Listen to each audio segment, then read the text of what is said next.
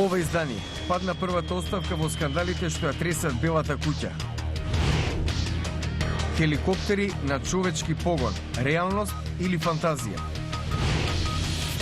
Фламенко, американска група го враќа танцот на корени.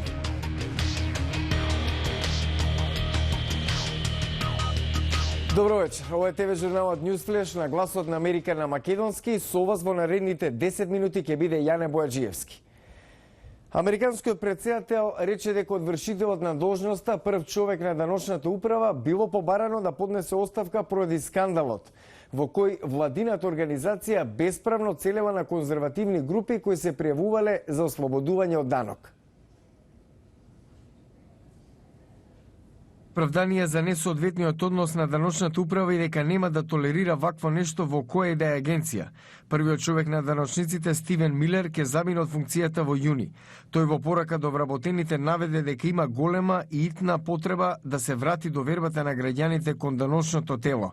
Обама најави дека ќе соработува со Конгресот за да не се повтори сличен проблем. Белата куќа објави 100 страници од својата електронска пошта за тоа како планирала јавно да одговори на нападот врз американскиот конзулат во Бенгази, Либија, во кој загина амбасадорот Кристофер Стивенс и тројца други американци. Републиканските законодавци бараа Белата куќа да ја објави оваа кореспонденција, тврдејќи дека владата сака да сокри информации за недоволното обезбедување на конзулатот и за тоа што знаела пред да се случи нападот.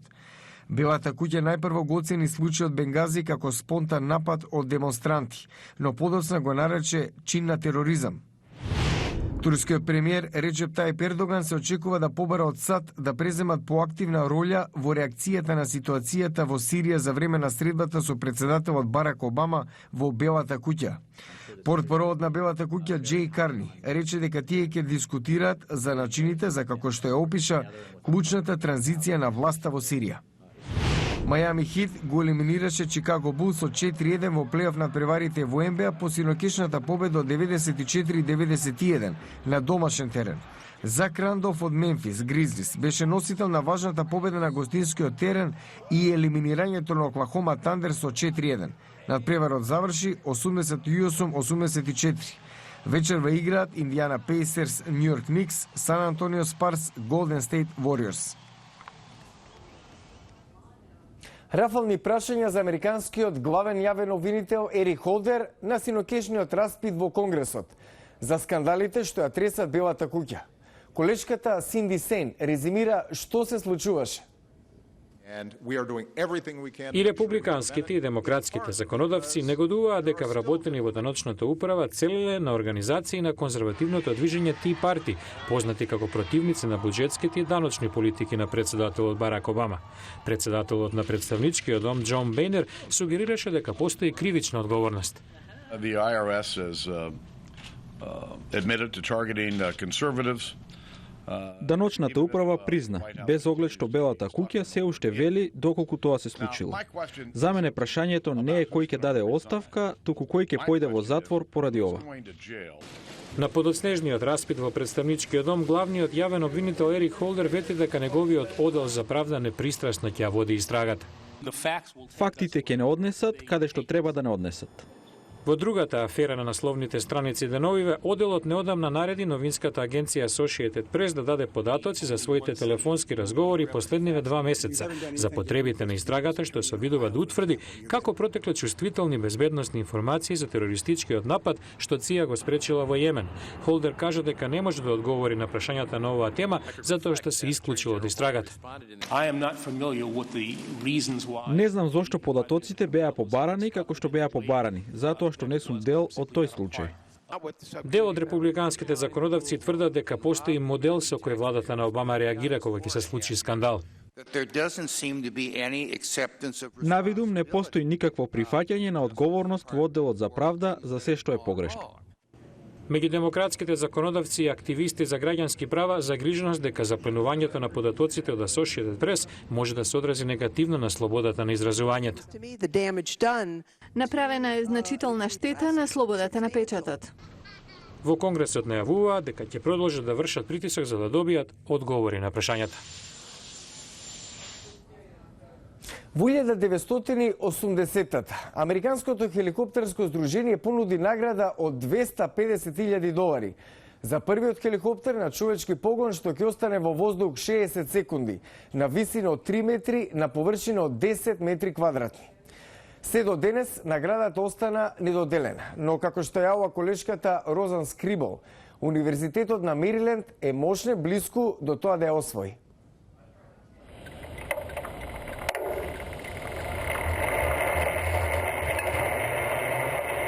Проектот наречен Гамера 2 на дело. Тоа што изгледаше невозможно кога неговиот раководител Вилијам Старак започна со докторатот на Универзитетот Мериленд пред 3 години, сега е на дофат.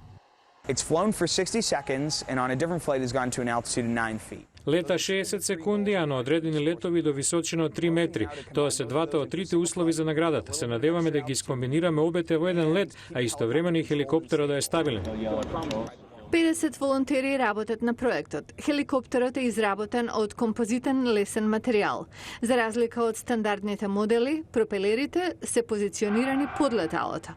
Кога пилотот ќе започне да ги врти педалите, тоа повлекува кабли кои се поврзани за пропелерите, што го крива леталото во воздух. Професорот по авиација на Универзитетот на Мериленд, Индерџет Джопра, кој пред 4 години ги мотивираше студентите да се обидат да ја освојат наградата, се уште верува во нив. Ќе биде огромно задоволство кога конечно ќе ја завршат задачата. Тимот на Гамера 2 планира да направи уште еден обид за освојување на наградата Сикорски за хеликоптер на човечки погон во наредните 2 месеци.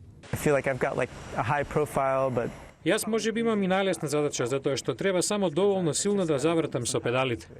Тимот на Гамера 2 планира да направи уште еден обид за освојување на наградата Сикорски за хеликоптер на човечки погон во наредните 2 месеци.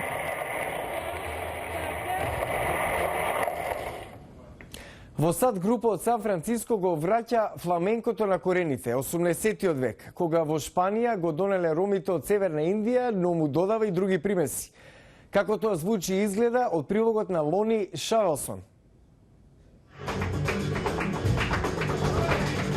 Препознатливиот звук на фламенкот, шпанска гитара и подпетици, ново стилот на членовите на групата Ла Руја од Сан Франциско.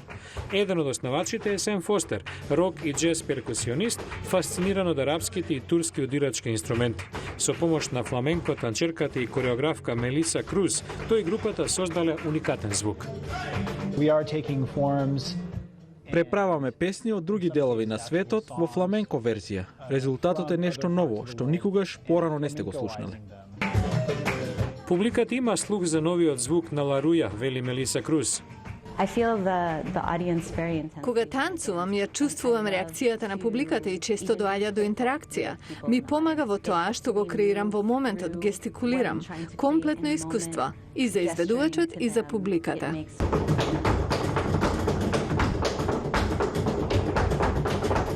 Некои сепак мислат дека фламенкото треба да остане во рамките на традицијата. Други пак веруваат дека стилот на Ла Руја го враќа танцот на корените, маварската Шпанија.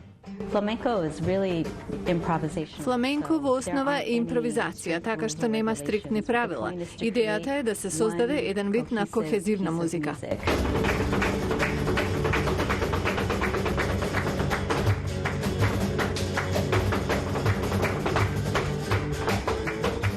Тоа за Круз може само да биде добро за музичкото изразување познато по страственоста и грациозноста.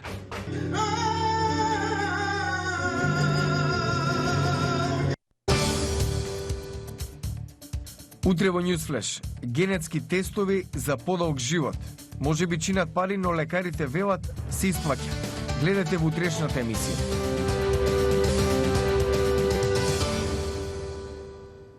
Го гледавте Newsflash на Гласот на Америка на македонски. Јас сум Јане Бојаджиевски од студиото во Вашингтон. Поберајте не и на интернет на гласнааmerika.com. Пријатна вечер. Се гледам утре.